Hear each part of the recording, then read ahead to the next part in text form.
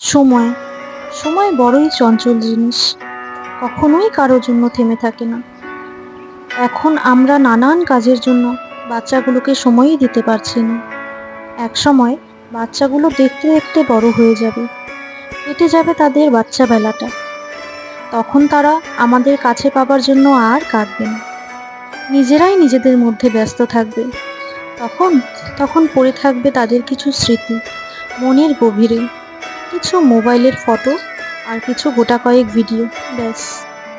তাই এখন যত পারো বাচ্চাগুলোর শৈশবটাকে উপভোগ করে নাও, কারণ পরে চাইলেও এই সময়টাকে আর ফিরে পাবে না। তখন হাতে অনেক সময় পাবে, কিন্তু তাদের ছোটবেলাটা আর পাবে না। পাবে না তাদের দুষ্টু মিষ্টি বদমাইশিগুলো, তাদের স্নিগ্ধ মুখের সরল হাসিটাকে। তাই যত পারো তাদেরকে সময় দাও।